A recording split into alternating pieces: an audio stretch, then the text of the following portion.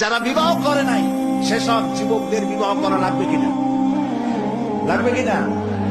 হ্যাঁ, ভর্তি হয়ে একটু জোরেই বলতেছে লাগবে।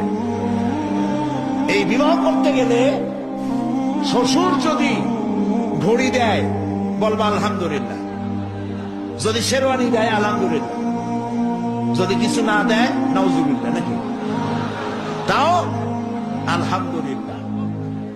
বরং তুমি কেন ফকিরের ছেলে পেলে না তো? তোমরা যুবকদের বলতেছি, ফকিরের বলাবার না তো।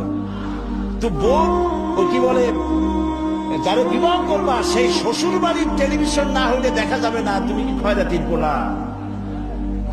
যদি এখন তো দেখতেই হয় তো বউয়ের বাপের কাছ থেকে টেলিভিশন না নিয়া মসজিদ গুলার সামনে শুক্রবার দিন থাল পাজে বসে যাই। তাও কন্যা পক্ষের কাছ থেকে চাইয়া নিবা না। কিছু দিলে আলহামদুলিল্লাহ, না দিলেও বিনা যৌতুকে নিজের পায়ে দাঁড়াইয়া চাকরি করে বিয়ে করবা। চাকরি কামাই রোজগার না করিয়া নিজে বাপের হোটেলে খাও, আরো একজন আনিয়া মেহমান বানাইও না। কাজ করবে, চাকরি করবে, ব্যবসা করবে, তারপরে নিজের টাকা দিয়া বাপের টাকা দিয়া বিয়ে করিয়া বউরে রানী বানাইয়া ভালোবাসার সিংহাসনে বসাবে, তাকে কোনো কিছু খোটা দিবে না। এটা এই জন্য বলি, বাংলাদেশে